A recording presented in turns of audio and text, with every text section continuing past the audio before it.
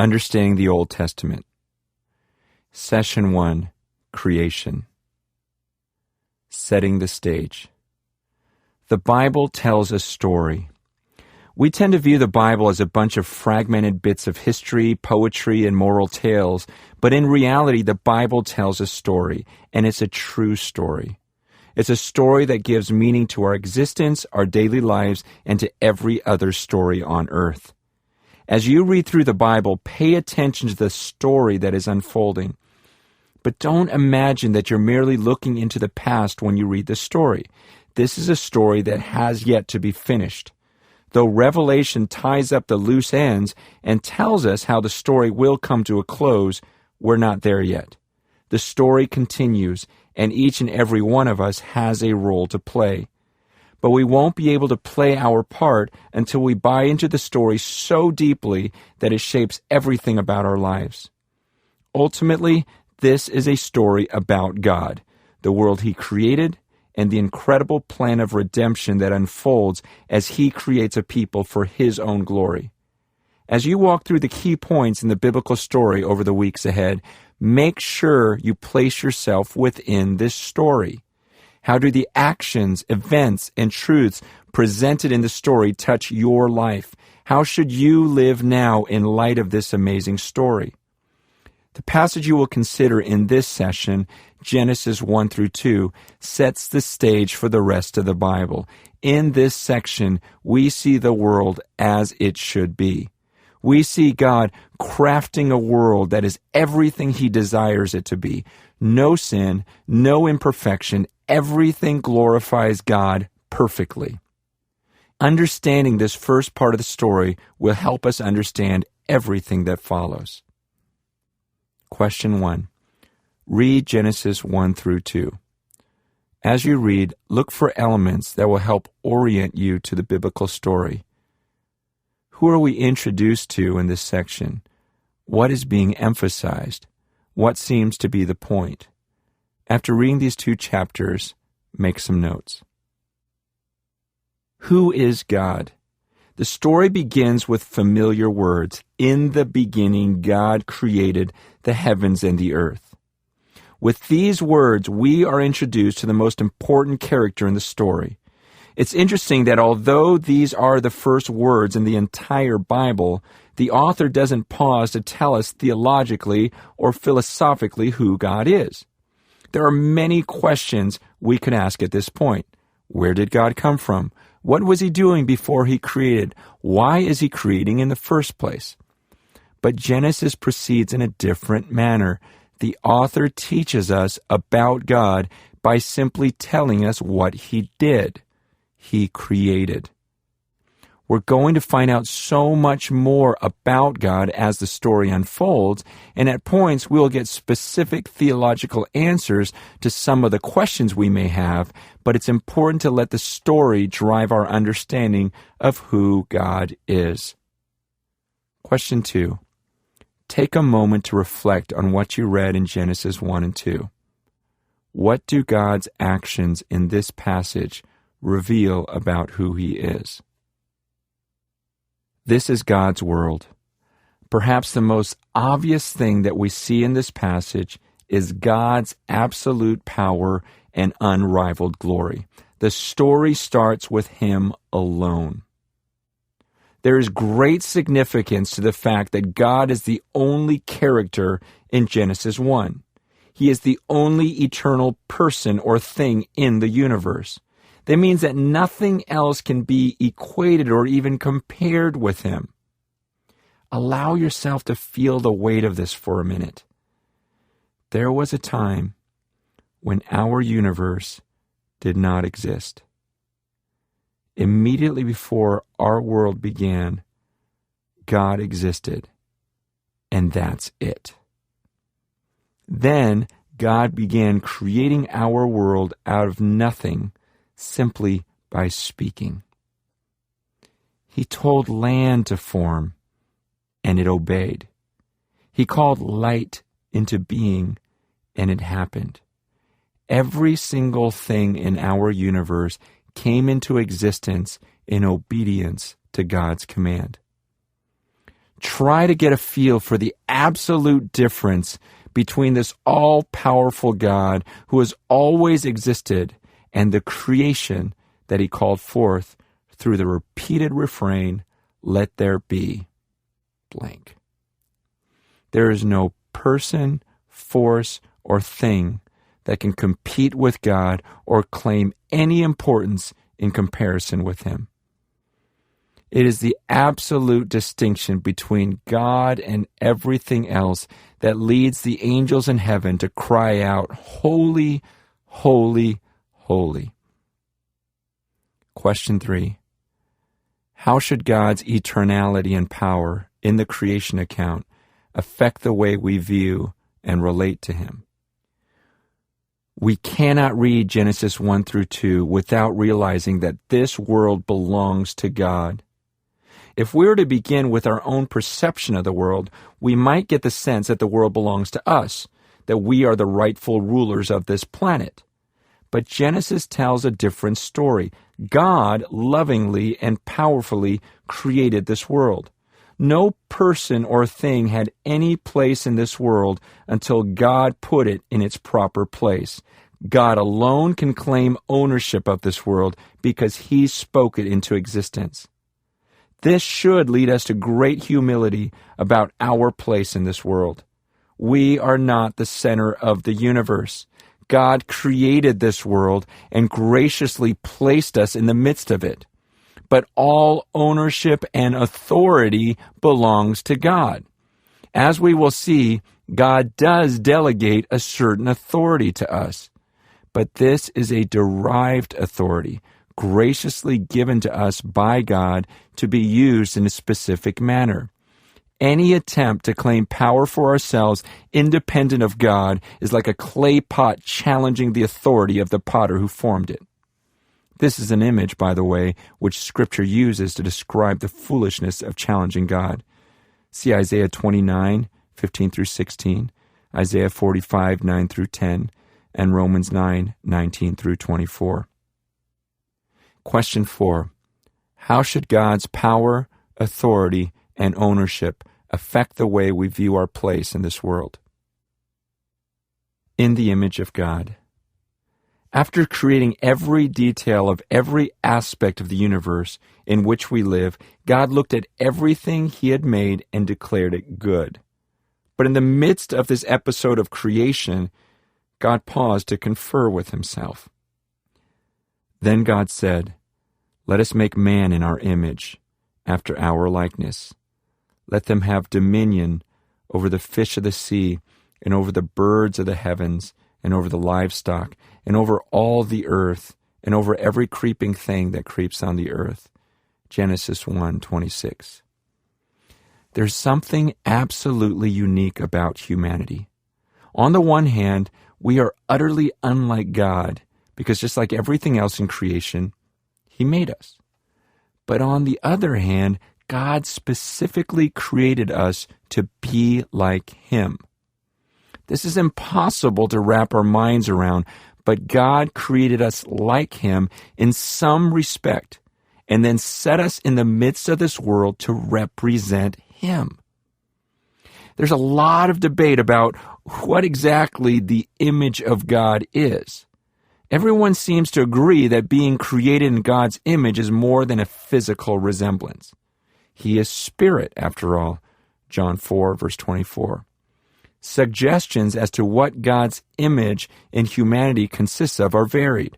Our ability to reason, our ability to make moral decisions, our personalities, and our capacity for relationships are all leading views. Others suggest that the image of God relates to dominion over the rest of creation that God gave to man. This ties Genesis 1:26 and 27 to Genesis 1:28. Perhaps it is best not to attach the image of God to any one faculty or attribute of humanity. In the New Testament, we are told that Jesus Christ is the image of the invisible God. Colossians 1, verse 15.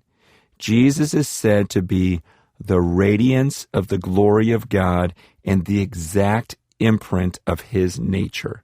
Hebrews 1:3.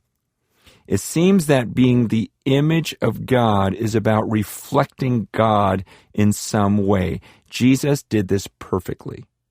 But humanity has also been given a responsibility to show God to the world. His handiwork, nature, and attributes are displayed in us in a way that they are not displayed in the rest of creation. Of course, this image has been tainted by sin, but that comes later in the story. In the ancient world, kings would set up an image of themselves as a visual announcement of who was in charge. It reminded the king's people and the surrounding nations that this land was under the king's jurisdiction and authority. Psalm 8 says that God placed human beings in a privileged position amid the universe he created. It says, "We are crowned with glory and honor, and that we have been given dominion over the works of God's hands." Verse 5. It seems that God made people to humbly and graciously mediate his rule on the earth. Human beings stand as a reminder that God is the king of this world. So rather than trying to identify the image of God with a specific aspect of the human condition, perhaps we should simply acknowledge that God made us to reflect him to the world. We represent to the world its rightful king, and we illustrate his workmanship, attributes, and characteristics. Question 5. In your own words, describe why it is significant that God created us in his image. How should this affect the way we view ourselves and the people around us? The personal God of Genesis 2. Something interesting happens when we move from Genesis 1 into Genesis 2. In chapter 1, God is referred to by the title Elohim, which simply means God. It's a lot like referring to a person based upon his or her title, doctor, professor, president, king. But when we get to chapter 2, the name of God changes. Now he is referred to as Yahweh Elohim, which combines the title God with a personal name, Yahweh. For good but complicated reasons, most English translations render Yahweh as the Lord, in all capitals. This is significant because God tends to use his personal name, Yahweh, when he is relating to his people in a personal way. God uses the name Yahweh when he enters into covenant with his people. When God makes a covenant, he specifies what his relationship to his people will look like, makes them promises, and often charges them to be obedient in return. The personal name Yahweh is appropriate for this type of interaction. Genesis 2 is a much more intimate account of the world's origins than Genesis 1. Whereas Genesis 1 gives a broad overview of how the world was made, Genesis 2 takes that account for granted and tells the story in a much more specific way. It tells the story of humanity, created in God's image, and the privileges and responsibilities that God gave them. We see God doing something unique with humanity. God first formed Adam out of the ground, then bent down and breathed life into his nostrils. This is a much more intimate form of creation than we saw in chapter 1, where God simply spoke the world into existence. Notice also that God spoke directly with the man in chapter 2. He told Adam about the garden. In particular, he told Adam what he could and could not eat. Right away, we see that humanity was made to communicate with God. Even in his perfect state, before sin entered the world, Adam was dependent on revelation from God in order to live in the world that God made. And then, notice that God did not want the man to be alone. This is the first time that God said something was not good. He created a helper fit for Adam. It's easy to imagine God enjoying his relationship with Adam and lovingly watching Adam enjoy the perfect companion that God made for him. While it is important to see the implications for marriage inherent in this passage, we should also see that God did not want man to live in isolation. God solved Adam's loneliness by creating a wife for him. But keep in mind that Eve was not just a wife. She was another human being. In other words, God designed human beings to live in relationship with other human beings. This will have major implications when we begin discussing the concept of the church in the New Testament. Question 6. What can we learn about human beings and their relationship with God and each other by reading Genesis 2? Life in the garden. Genesis 1 through 2 also gives us an amazing vision of what God originally intended the world to be. After creating the earth and everything in it, God took the time to plant a garden. Chapter 2, verse 8. God placed people in the midst of this garden and gave them the specific task of working it and keeping it. Genesis 2:15. We sometimes think that work is the product of the fall, a punishment for sin. When humanity sinned, God cursed the ground and labor became frustrating and painful. Genesis 3:17-19. But God's original intention for people was that we would be actively involved in caring for the creation. God placed Adam in the garden. Keep in mind that a garden is different from a wilderness or jungle in that it's tended, planned, and ordered, and gave him the specific task of working it. God intended for humanity to have a caring relationship with the surrounding world. God gave people dominion over the creation, placing it under their feet. Genesis 1:28, Psalm 8:5-8. Not so that they could exploit and destroy the earth, but so that they could lovingly care for it as a good creation of God, meant to be protected and enjoyed. It is also fascinating to read the account of Adam naming the animals. Chapter 2, verses 18-20. Here we get another taste of the interaction between God and humanity in a perfect world. Surely God could have named the animals on his own, but he chose to give them names by working together with Adam. At this early point in the story, it is clear that God's rule over the earth will be exercised in conjunction with his chief creation, Adam. We cannot miss the peace, harmony, and perfect beauty described in Genesis 1 through 2. It gives us a picture of the world as it was meant to be. It is a world we all long for. But this is only the beginning of the story.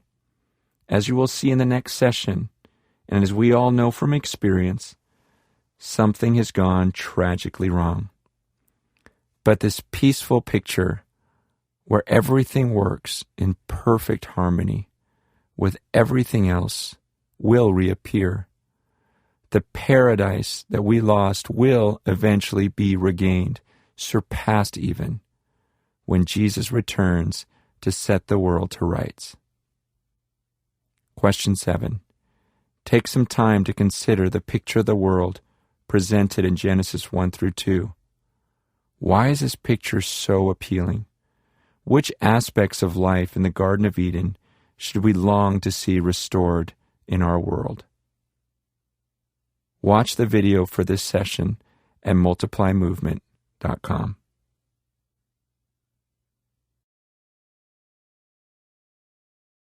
Part 4, Understanding the Old Testament. Session 2, The Fall. You may not realize this, but you felt the result of Adam and Eve's sin today. In fact, you can't go 5 minutes without encountering the effects of the fall. Every aspect of God's creation has been in some way tainted or distorted by sin. everywhere we look, we see pain, rebellion, brokenness, hopelessness, and despair. Even in our own hearts, we see the influence of sin. We are in a battle, and we feel it every day.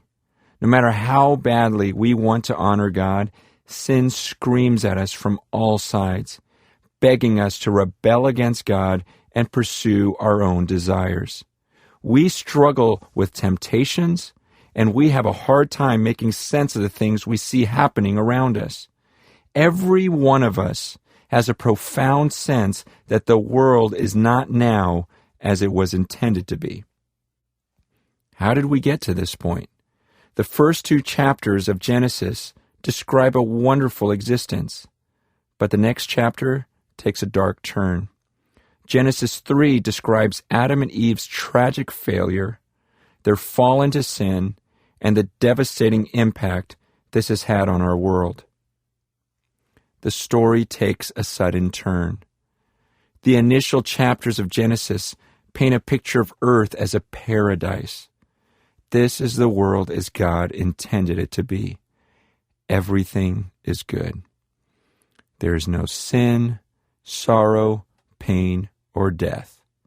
Humanity lives in perfect fellowship with God, each other, and the creation. But turn the page from Genesis 2 to Genesis 3, and the story takes a turn for the worse. We refer to this tragic part of the story as the fall, and it has affected each of us to the core of our being.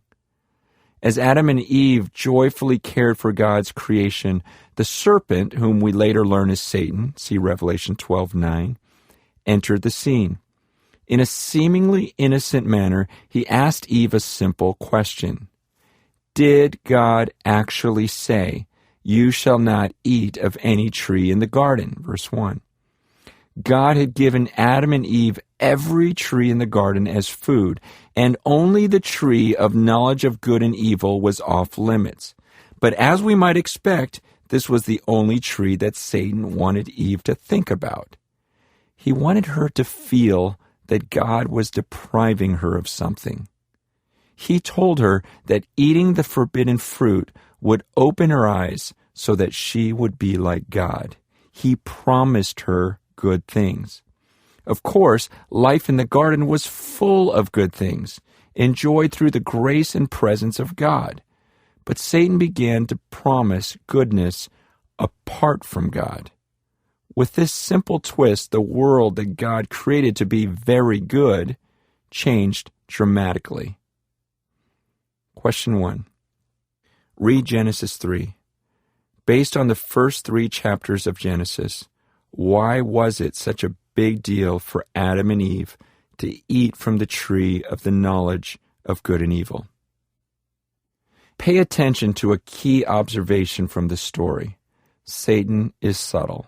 He does not show up dressed in a red cape with a pitchfork saying, "I am Satan, and I am here to destroy you. Follow me." Instead, he comes to us in ways that we would not expect and offers us things that seem good. This is what he did in the garden, and he does it to us today. He deceives people by making false promises. He takes what is evil and makes it appear beautiful. He takes truth and twists it. It is also important to notice that Satan enters the biblical scene as part of God's creation. This means that he is not all-powerful. He is only alive because God gives him life. He is a deadly deceiver, but his power is infinitely less than God's power. So we shouldn't be terrified of Satan's power, but we do need to be wary of his lies and manipulation. In the case of Adam and Eve, Satan cleverly avoided asking them to reject God outright. Instead, he offered them the knowledge of good and evil. He gave them an opportunity to be in charge, to decide for themselves the difference between good and evil. God made people to be dependent on him. That's not a bad thing, by the way. But from this moment on, every sin has involved men and women claiming the right to govern themselves. Sin is always a declaration of autonomy. God had given Adam and Eve specific words to follow, and they failed to view the Word of God as the supreme authority. They allowed someone else's words to carry weight. They treated God's Word as a lesser authority, putting their own desires above His. Whenever we disobey His commands, we are rejecting His authority and asserting our own. We basically say, God, you may be the author of my life, but you're not the authority in my life. I choose what I do, not you. I'm in control here, not you. Question 2. Analyze the sin in your life in light of the rebellion of Adam and Eve in Genesis 3. Do you see the same tendency toward independence and rebellion in your actions? How so? The world became a different place. From this point on, the biblical story is saturated with the effects of the fall. Suddenly, people find themselves separated from God, those around them, and the creation. Whereas Adam and Eve once enjoyed perfect fellowship with God, they now hid from Him in shame and were sent as exiles out of the paradise that had been their home. They once enjoyed a perfect relationship with each other, but now their relationship was filled with shame, distrust, and blame. Adam and Eve once happily cared for the creation, but now they would experience pain in childbearing, the curse upon the ground, and the promise of toil in the work they had once enjoyed. The effects of the fall are known as the curse. In response to the sin of the first human beings, God, 1, cursed the serpent, 2, He cursed Eve, 3rd, Adam, and then 4th, the rest of creation. The serpent was cursed to crawl around on his belly and along with his offspring to live in enmity against the offspring of the woman. Eve was cursed through pain in childbearing and strife with her spouse. Adam was cursed with pain and frustration in working the ground. And on Adam's account, the rest of the creation was cursed to produce thorns and thistles. Or as Paul later stated it, the creation was subjected to futility and was placed in bondage to corruption. Romans 8:20-21. Of course, the greatest consequence was death, spiritual death immediately and physical death eventually. Many Christians have heard the story of the fall so many times they've become anesthetized to just how tragic this event was. We don't know how long Adam and Eve lived in the garden, but they literally lived in paradise. They inhabited a perfect world where everything and everyone did exactly what God designed them to do.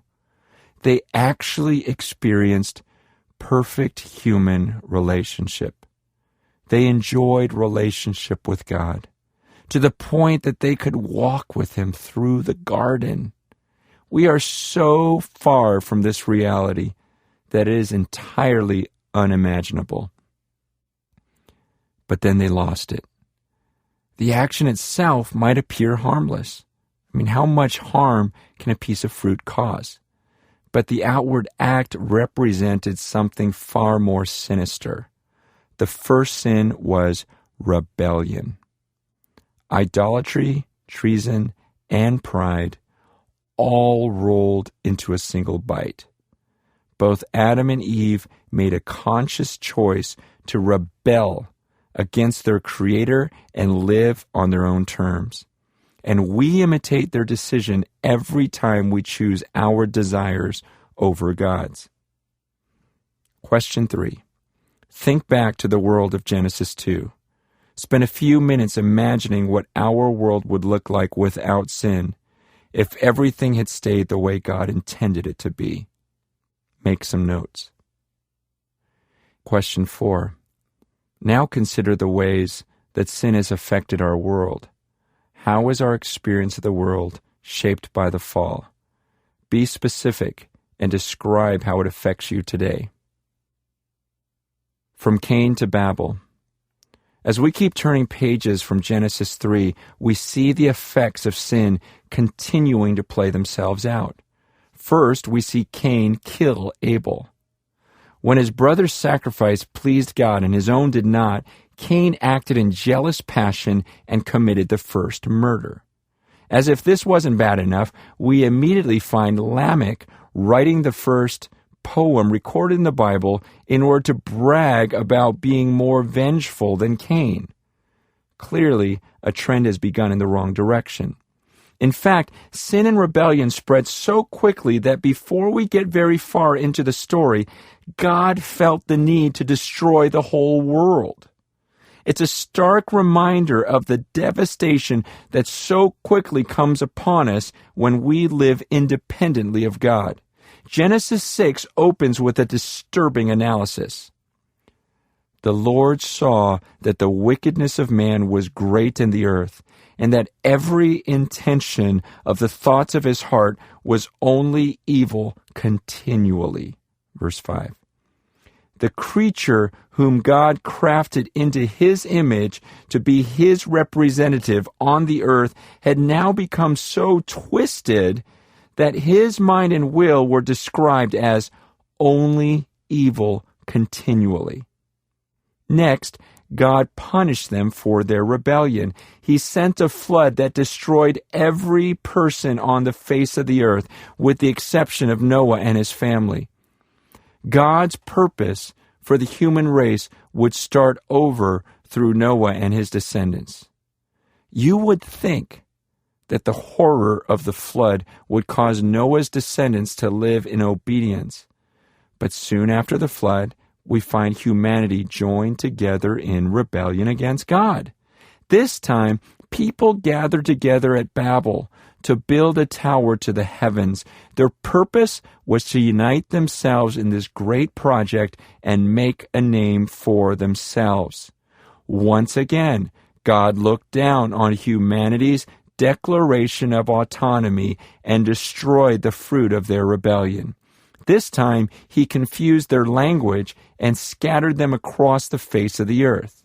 As we come to the end of Genesis 11, humanity's ability to accurately represent God on earth, to live as his image bearers, is in serious question. Question 5. Think about the current state of the world. In what ways is humanity still caught in the rebellion that led to the flood and the Tower of Babel? Question 6. In what ways are you involved in this rebellion? The story continues in spite of sin. Thankfully, the biblical story does not end with Genesis 11. We need to understand the Bible could have stopped at Genesis 11, and God would have been perfectly fair and loving to end the human race right there. But in his perfect wisdom, God kept the story in motion. Now the stage was set for God's plan of redemption. God gave humanity a responsibility, but they completely failed, and now they needed someone to redeem them. Even in these early stages of the story, we see snapshots of God's willingness to rescue and redeem. Immediately after Adam and Eve rebelled against God, we read God's promise in Genesis 3:15 that there will be enmity between the serpent and the woman, and between the serpent's offspring and the woman's offspring. God says, "He shall bruise your head, and you shall bruise his heel." This imagery is a picture of a forthcoming battle between Christ and the serpent, and we are guaranteed that the serpent will be crushed. When we arrive in the New Testament, we find Paul encouraging Christians in Rome by promising that the God of peace will soon crush Satan under your feet. Romans 16-20. We receive even more hope when God makes a covenant with Noah. Genesis 6:18 and 9:9. A covenant is a promise from God, an agreement between God and his people that he will bless them in accordance with certain terms. As the story unfolds, we see God establishing a people through covenants. These covenants play a major role in how God relates to his people. With Noah, the covenant was about saving a people for himself. Amid all of the people who would justly experience his judgment, God made a covenant with Noah. He called out a people by his grace and promised to preserve his creation. The plan will continue to unfold as we continue in the biblical story, but Genesis 1 through 11 lays the groundwork and orients us to what is coming.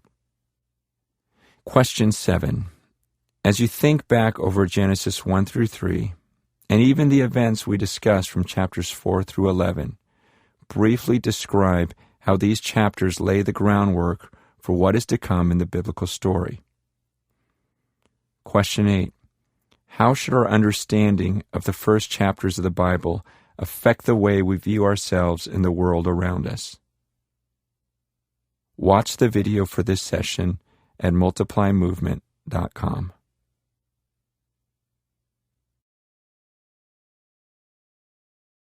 Part 4. Understanding the Old Testament. Session 3. God's Covenant with Abraham. Though we are still at the beginning of the biblical storyline, a pattern has already developed.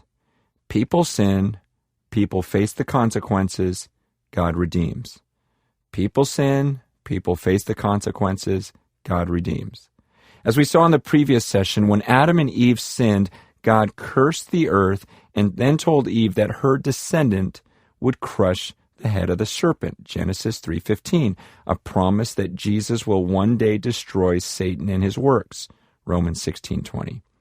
Only a few chapters later, we find people sinning continually, to the point that God has destroyed all but 8 human beings by flooding the earth. So as soon as the waters subsided, God made a covenant with Noah, promising, "I will never again curse the ground because of man. For the intention of man's heart is evil from his youth. Neither will I ever again strike down every living creature as I have done." Genesis 8:21.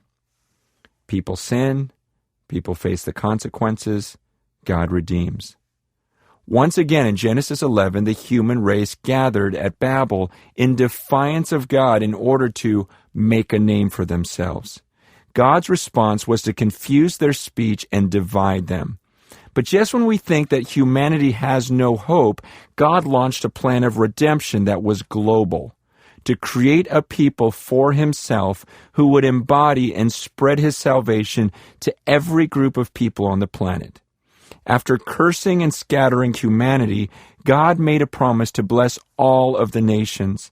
And God set this plan in motion by calling one man living in the middle of an idol-worshiping nation away from everything he once knew. And he promised to change the course of history through this man and his offspring. God's promise of redemption. God's plan to rescue the world from sin started very quietly. God chose one man, Abraham, and said, "Go from your country and your kindred and your father's house to the land that I will show you. And I will make of you a great nation, and I will bless you and make your name great, so that you will be a blessing. I will bless those who bless you, and him who dishonors you I will curse. And in you all the families of the earth shall be blessed." It may not sound like much, but with these words, God put into motion a plan that would lead Paul to cry out in amazement about the depth of the riches and wisdom and knowledge of God. Romans 11:33. This plan would eventually reach its climax in Jesus' incarnation, death, and resurrection, events that took place at the fullness of time. Galatians 4:4. In other words, human history was working toward this moment, the central point in God's plan of righting what went wrong in the fall. As soon as sin entered the world, God began to reveal his plan to reverse the effects of the fall. He would restore us and the world around us to what he originally created and more. God made a promise to Adam and Eve, then to Noah, and here God made a covenant with Abraham. At a few key points in Abraham's life, Genesis 12, 1 through 9, 15, 1 through 21, and 17, 1 through 14, God spoke with Abraham and revealed more about his plan. But the basics are clear from the beginning. God promised to make Abraham into a great nation, to make his name great, and to bless him so that he would be a blessing to every family of the earth. Question 1. Take some time to read and meditate on Genesis 12, 1 through 9, 15, 1 through 21, and 17, 1 through 14. What stands out to you from reading the promises that God gave to Abraham? Question 2. What does God's covenant with Abraham reveal to us about God? Question 3. What does God's covenant with Abraham reveal about God's plan of redemption? Question 4. Consider the biblical pattern. People sin, people suffer the consequences, God redeems. How have you seen this pattern in your own life? The covenant confirmed. Land was an important part of God's promise to Abraham. God's initial call to Abraham involved leaving his own land and going to the land that God called him to. Genesis 12:1. A land that God would promise to give to Abraham and his offspring. In Genesis 12:7, 15:7, and 18 through 20. God was going to establish his people in the land of Canaan, the promised land. It would belong to Abraham and his descendants. In many ways, the rest of the Old Testament and much of subsequent history revolves around this land. When God promised to give this land to Abraham, Abraham asked, "How am I to know that I shall possess it?" God's answer to Abraham was to confirm his covenant by walking in between the separated halves of dead, sacrificed animals. Genesis 15, 9 through 17. Around the time of Abraham, covenant agreements often took this form, where the parties involved in a covenant would walk between animals that had been sacrificed. By doing this, each person was essentially saying, "If I break my word in this covenant, may I be cursed like this dead animal." In the case of his covenant with Abraham, God caused Abraham to fall asleep, and then he came down in the image of a smoking firepot and flaming torch and walked through the separated halves of the sacrificed animals by himself. This gives us a picture of God's commitment to his people. For one thing, it's incredible to think that God would come down and make an agreement with a mere man. But it's also amazing that God put Abraham to sleep while he walked through the animal pieces alone.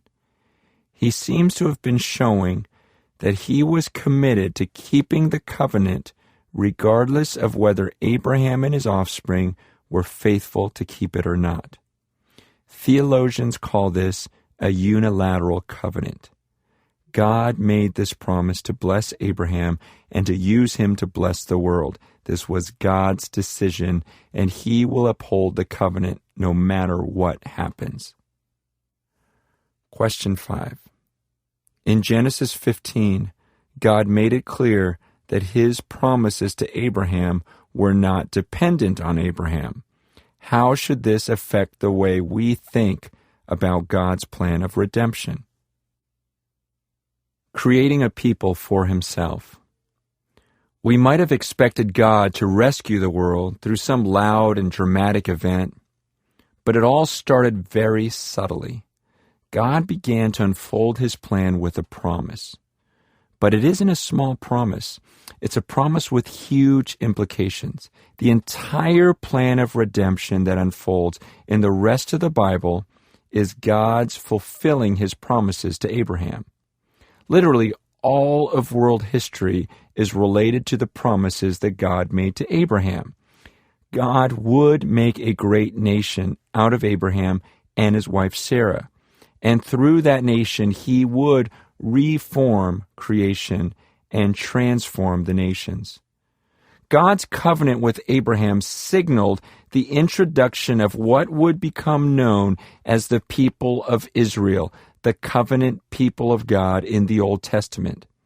In Genesis 17, 7 through 8, God began using language that gets repeated throughout the Old Testament in the phrase, "I will be your God and you will be my people."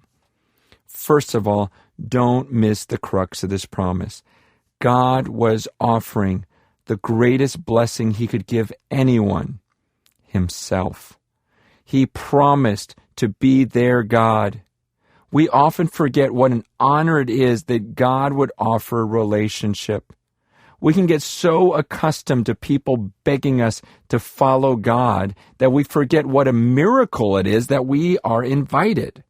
In making this covenant with Abraham, God made the tremendous offer of being his God and the God of his offspring.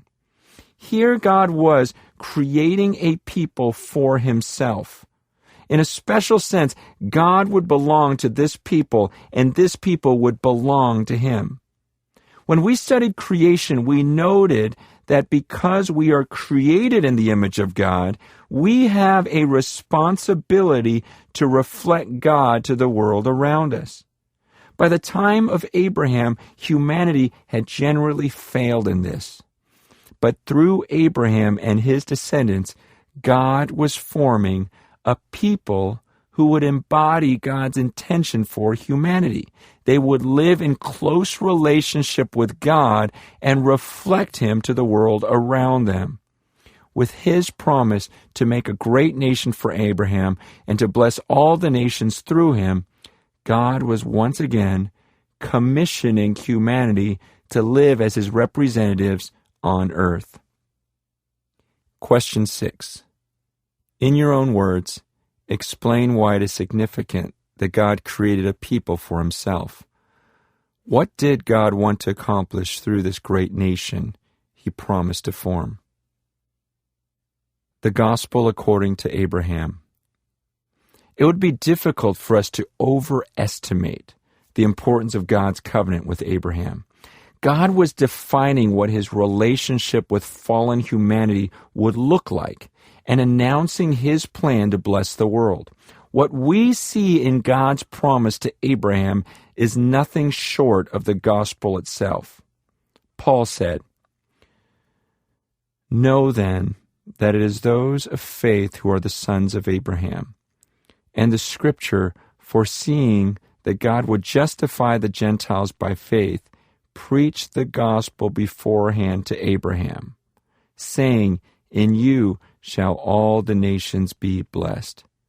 So then, those who are of faith are blessed, along with Abraham, the man of faith. Galatians 3, 7 through 9. Paul was saying that when God spoke these simple words to Abraham, "In you shall all the nations be blessed," he was preaching the gospel. Though Abraham may not have known exactly what this blessing for all the nations would entail, he took God at his word, at least at this moment in his life, and trusted in what God would do. From the very beginning, God called Abraham's descendants, the people of Israel, to be a blessing to the nations. But as we will see as we study the rest of the Old Testament, they never really rose to that task. In fact, the nations were not fully blessed through Abraham until Jesus Christ, the ultimate descendant of Abraham, arrived. Jesus identified himself as the fulfillment of this promise to Abraham. "Your father Abraham rejoiced that he would see my day. He saw it and was glad." John 8:56. With Jesus, we finally see all the nations being blessed as they are called to join the people of God.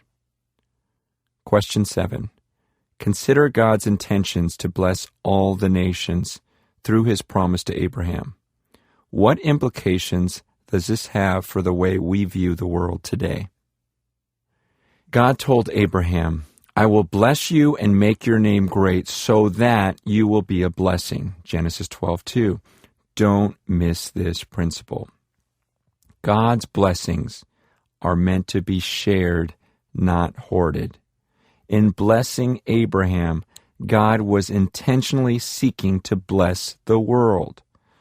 This is much different from the way most Christians view their blessings. We tend to think that God blesses us so that we can be happy, comfortable, secure, etc.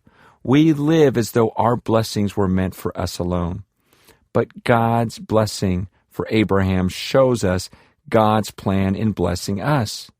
When we receive God's blessings, we should immediately look around us to see whom we can bless. Question 8.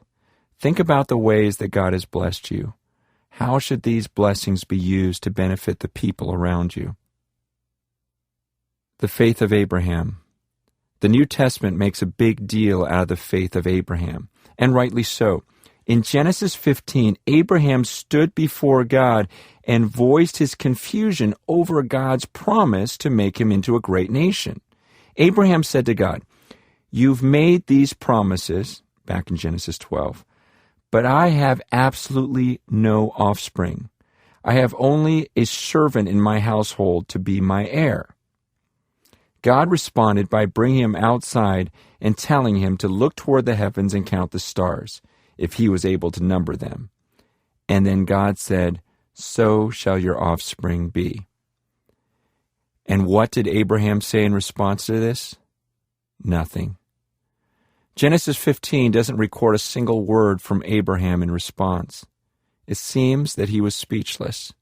But the Bible does tell us one important thing about Abraham's response. Abraham believed God. God made a huge promise that seemed impossible, and Abraham simply took God at his word. He believed it would happen just as God said. And then Genesis 15 adds a very significant comment. He believed the Lord, and he counted it to him as righteousness. Verse 6. His simple belief in God's promise was credited to him as righteousness. He was declared to be in a right relationship with God because of his faith. Romans 4 adds an incredible commentary on this statement and applies it to those of us who follow Jesus today. The words, "it was counted to him," were not written for his sake alone, but for ours also.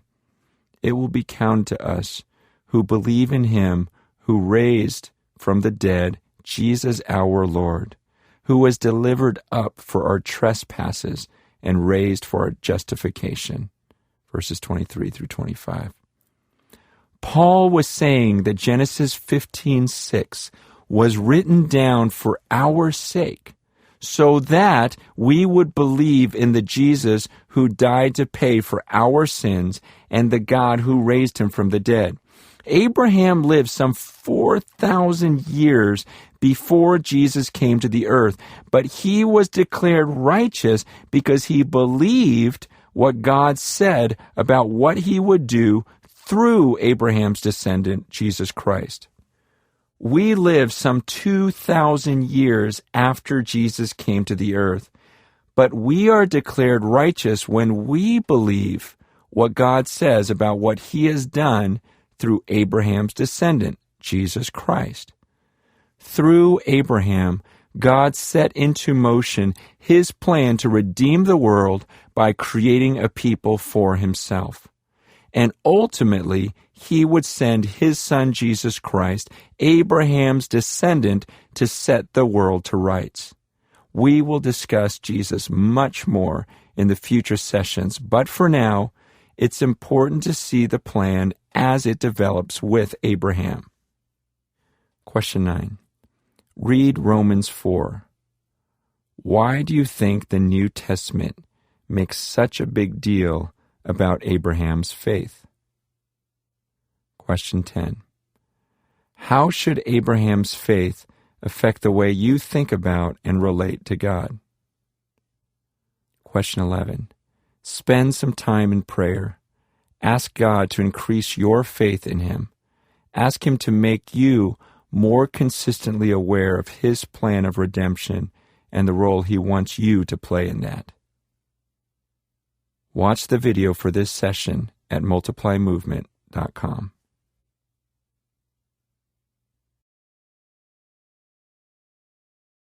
Part 4. Understanding the Old Testament. Section 4. Exodus and the Redemption. As we turn the last pages of Genesis, we see God working toward the fulfillment of His promises to Abraham. God's people had grown significantly, which was perfectly in line with His promise that Abraham's descendants would be as numerous as the stars in the sky. But as soon as we start reading in the book of Exodus, it looks like something has gone wrong. Exodus begins with a significant problem. God's people are slaves in a foreign land. Israel's captivity. Understand that the first 2 chapters of Exodus cover 400 years. We can quickly read over descriptions of the Israelites making Pharaoh's bricks and building Pharaoh's cities, yet overlook the fact that this has been going on for a long time. These short stories summarize a huge amount of suffering. Understandably, the Israelites seem to have given up hope by this point. After all, they were forced to continue in back-breaking labor day after day, generation after generation, without any indication that it would end. This raises an important question. Was God really keeping His promises to Abraham if his descendants were slaves in Egypt? The answer is yes. In fact, God specifically told Abraham that this would happen. The Lord said to Abraham, "Know for certain that your offspring will be sojourners in a land that is not theirs and will be servants there, and they will be afflicted for 400 years. But I will bring judgment on the nation that they serve, and afterward they shall come out with great possessions." Genesis 15, 13 through 14. God's promises to Abraham were exactly on track. And as the book of Exodus opens, the scene is being set for the greatest act of redemption that the world has seen to this point. Here we find God's people in an impossible situation, without any hope of relief. If God is going to keep His promises to Abraham, then He will have to accomplish something spectacular. As it turns out, God's display of power in Israel's Exodus is frequently mentioned in the rest of the Bible as clear evidence of God's commitment to His people and His power to redeem. Moses' encounter with I Am.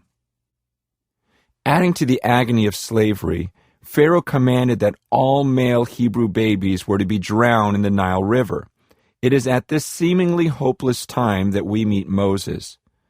By his mother's cunning and God's provision, Moses survived this slaughter. At this vulnerable moment at the beginning of his life, no one could have predicted how greatly God would use Moses. After Moses' mother saved him by floating him down the Nile in a basket, Pharaoh's daughter discovered, raised, and educated him. Though trained in the house of Pharaoh, it seems that Moses deeply understood his connection to the nation of Israel.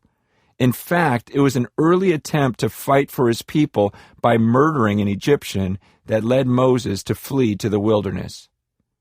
During this period of exile, God was preparing to rescue His people from slavery. During those many days, the king of Egypt died, and the people of Israel groaned because of their slavery and cried out for help. Their cry for rescue from slavery came up to God, and God heard their groaning, and God remembered His covenant with Abraham, with Isaac, and with Jacob. God saw the people of Israel, and God knew. Exodus 2, 23 through 25. It is important to recognize that what God was about to do here was directly related to His covenant with Abraham. Though the situation seemed entirely hopeless, God saw his people and he knew. Just as he did with Abraham, God chose to begin this next phase of redemptive history through one man, Moses. As Moses tended his father-in-law's sheep in the wilderness, Moses had an unforgettable encounter with God, an event that changed his life and shapes our understanding of who God is. Question 1. Read Exodus 2:23 through 3:22 carefully. It records one of the rare instances when a human being had an audible conversation with Almighty God. What stands out to you about Moses' encounter with God in this passage? When Moses saw the burning bush, he walked closer to see what was going on. As he approached, he heard the voice of God telling him to take off his sandals because he was standing on holy ground. As God revealed his plan to use Moses to set Israel free, Moses asked God 2 questions. The first question was, "Who am I? Who am I, God, that you would send me, a stammering shepherd, to defy a powerful king and lead your people?" The second question was, "Who are you? When the people ask who sent me, what should I tell them?" Though Moses was backpedaling from what God was calling him to do, these are both excellent questions. They're the most fundamental questions we could ever ask because everything in our lives, not only here and now, but for all of eternity, is based on a right answer to those 2 questions. Who am I and who is God? God answered Moses' first question by pointing to himself. Moses asked, "Who am I?" And God simply replied, "I will be with you." God's response at this point should be fundamental to the way we view ourselves.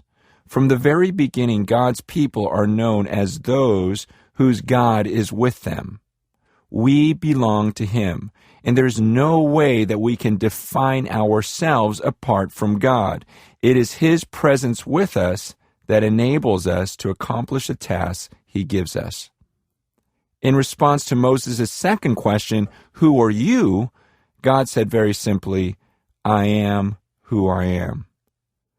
This is not a dismissive statement. It is very significant, and there's much to be learned from this declaration. God was explaining that He cannot define Himself by pointing to anyone or anything else.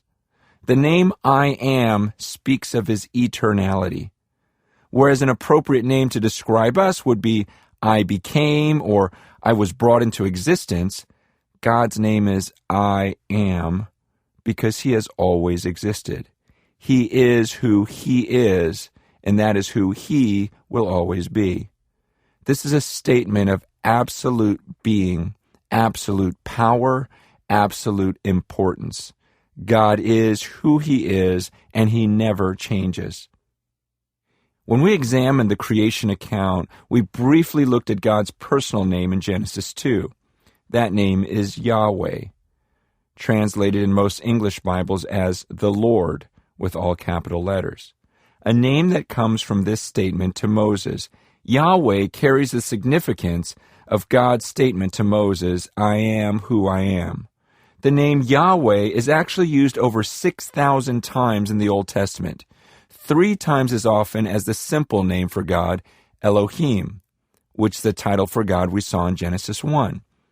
The implication of this frequent use of God's personal name is that God aims to be known in Scripture not just as a generic deity, but as a specific person with a wholly unique character and a special relationship with His people.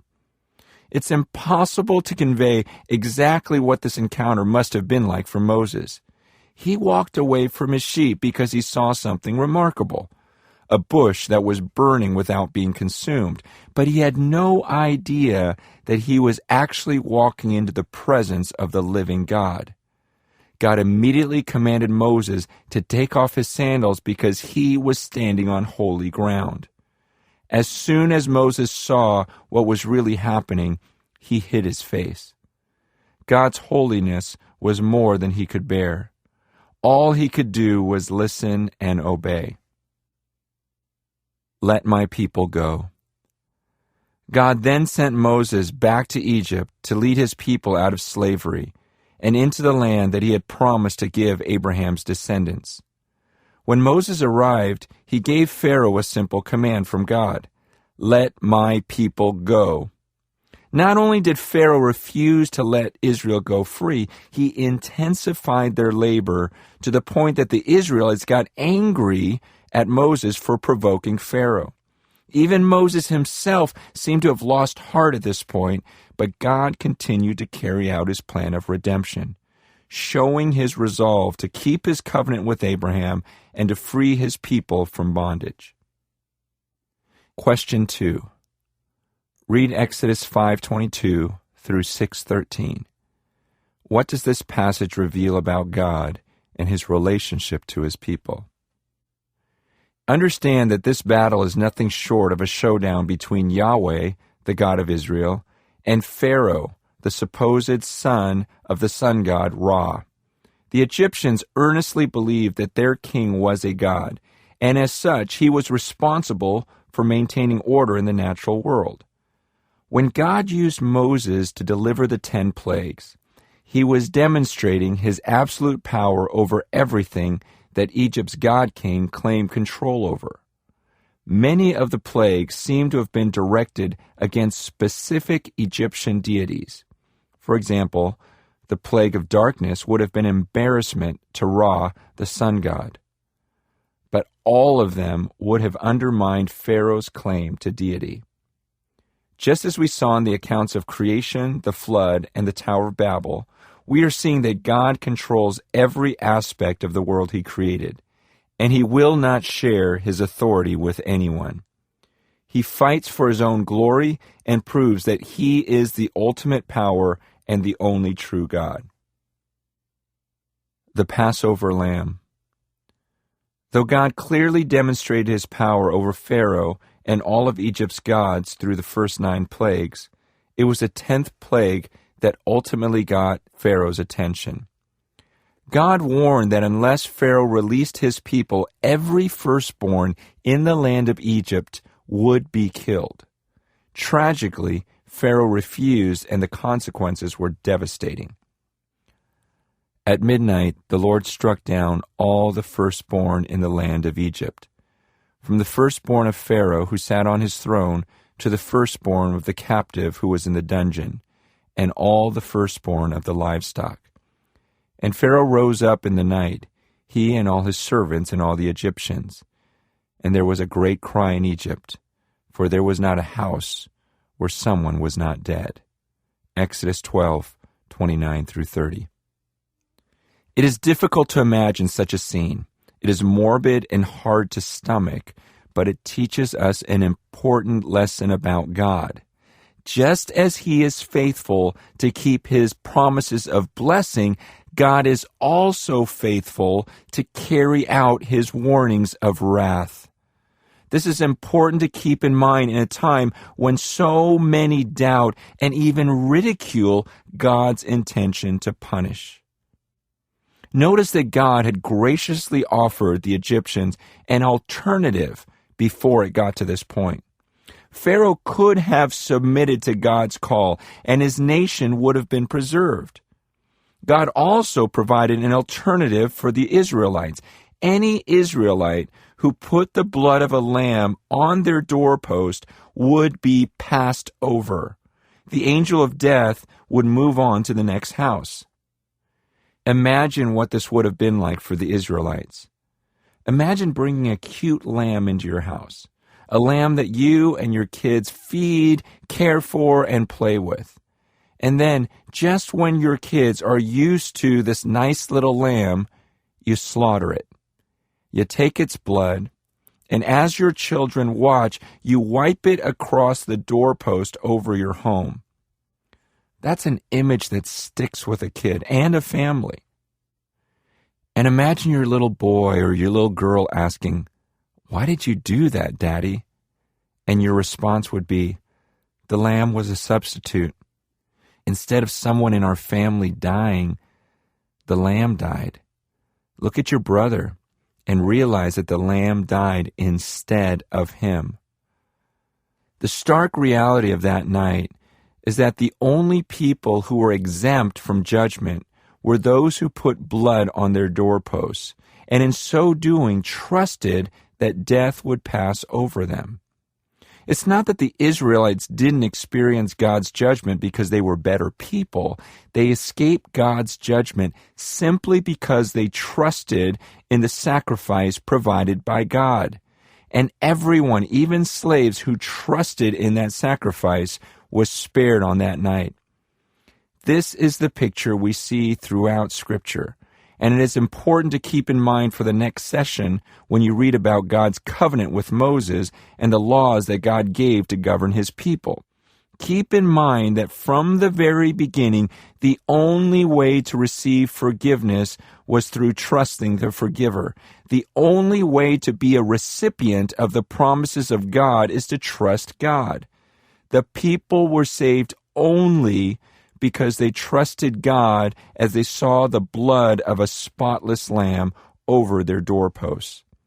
This night was the first Passover, an event that the Jews have celebrated once a year ever since. It is full of significance that Jesus, on the night he was betrayed, recast the Passover celebration in terms of his own death and resurrection. Jesus could hardly have been clearer that he was laying down his life for the followers as their Passover lamb. Paul makes this connection explicit in the New Testament where he told us, Christ, our Passover lamb, has been sacrificed. 1 Corinthians 5:7. Question 3. How does God's provision of the Passover lamb for the Israelites help us understand Jesus' sacrifice for us? Through the Red Sea. Though the death of every firstborn in Egypt convinced Pharaoh to release the Israelites, he soon changed his mind and chased after them. This provided the backdrop for one of the most memorable events in salvation history. As Israel sat with their backs to the Red Sea, Pharaoh's army approached rapidly. It seemed certain that their exodus from slavery was over immediately after it began.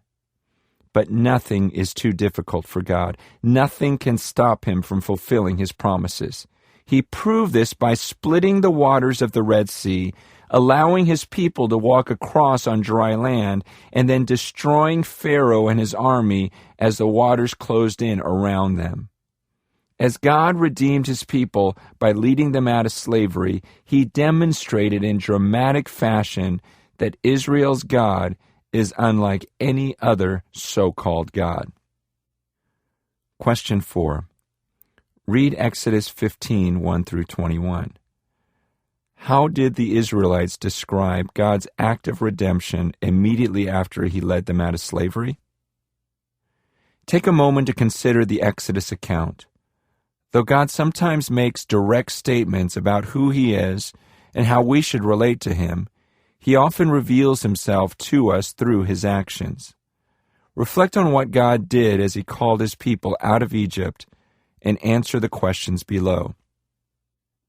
Question 5. What do God's actions in Israel's exodus teach us about God? Question 6. The story of the Exodus sets the paradigm for what God's redemption looks like. How have you seen God's hand at work in your own life? A forgetful people. As we close this session, it may be helpful to take note of Israel's long-term reaction to God's incredible deliverance. What did they do time and time again in response to God's redemptive grace? They forgot. They complained. They longed for the days when they were back in Egypt. As we read these accounts, it seems unbelievable. How could this people, who had so clearly seen God's hand at work, stop trusting God and begin complaining about their circumstances? But before we become too critical of the Israelites, let's look at our own lives. We may not have been saved from an oncoming army by walking through the sea on dry land, but those events are a part of our heritage. Not only that, but we have seen God come through for us in incredibly powerful and personal ways. No matter what we try to make ourselves believe in our darkest moments, every one of us has unmistakably seen the hand of God in our lives. But we forget. We complain. We lose our trust in God and try to go back to doing things our own way. Take some time to learn from Israel's example and focus on remembering God's provision in life's most difficult circumstances. Question 7. What does Israel's tendency to forget God's redemption and begin complaining teach us about humanity? Question 8. Make this more personal. Take some time to write about the times that God rescued you. What can you do to keep yourself focused on who God is and what He has done? Question 9. Spend some time in prayer. Ask God to make the story of Israel's exodus vivid to you. Ask Him for the faith to believe that He will come through on His promises to you, no matter how desperate the situation appears. Pray that God would help you trust Him for your salvation.